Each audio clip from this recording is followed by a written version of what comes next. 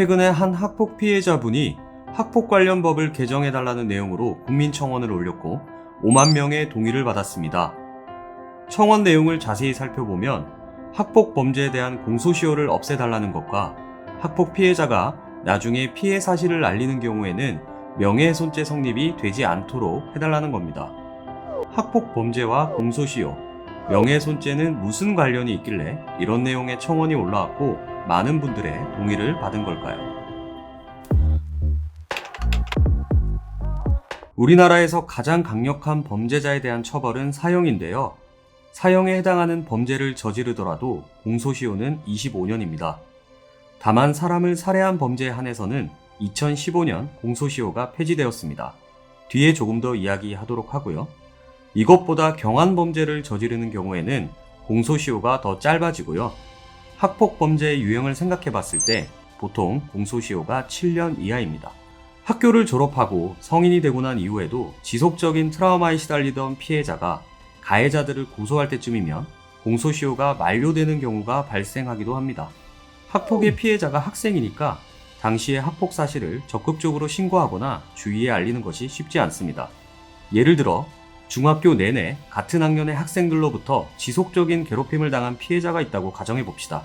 고등학교에 진학하면서 피해자와 가해자들은 다른 학교로 진학을 하게 되어 얼굴을 볼 일은 없었지만 정신적 트라우마를 계속 안고 살게 되었고 진학한 고등학교에서도 학폭 피해자로 소문이 나서 정상적인 학교 생활을 할 수가 없었습니다.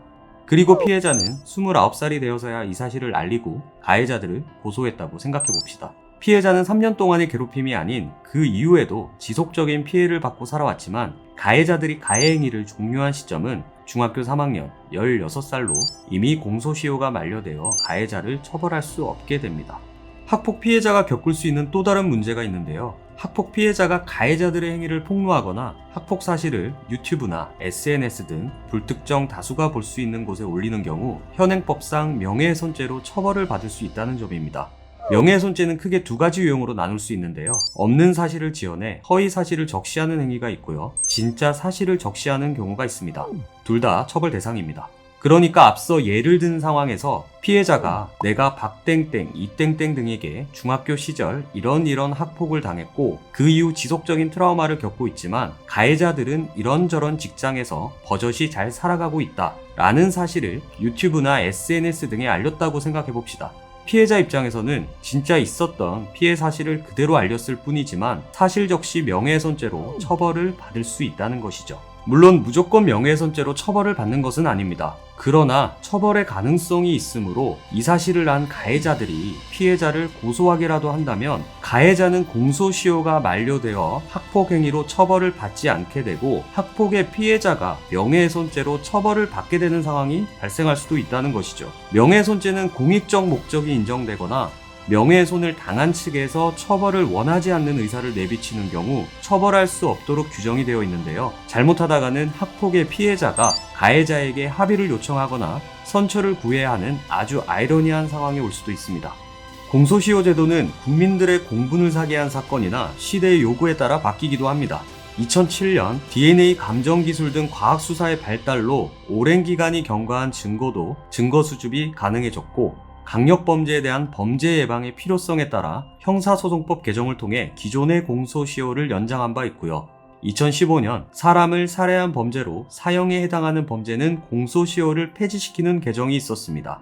이 내용은 앞서 말씀드린 소위 태안이법으로 불리는 개정사항인데요. 어린 아동을 대상으로 황산 테러를 저지른 범죄자를 오랫동안 검거하지 못하고 공소시효 만료가 다가오자 강력범죄에 대한 공소시효 폐지의 목소리가 커졌고 이를 반영해 공소시효가 폐지된 경우였습니다.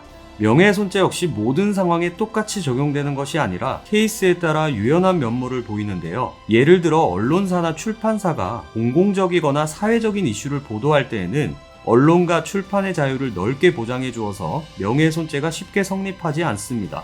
사실적시 명예훼손죄에 대해서는 폐지를 주장하는 목소리가 예전부터 있어 왔는데요. 헌법재판소는 진실에 부합하더라도 개인이 숨기고 싶은 병력, 성적 지향, 가정사 등 사생활의 비밀이 침해당할 수 있으며 민형사상 절차를 거치지 않고 사적 제재 수단으로 악용될 수 있음을 이유로 사실적시 명예훼손죄는 합헌이라는 의견을 여전히 유지하고 있습니다.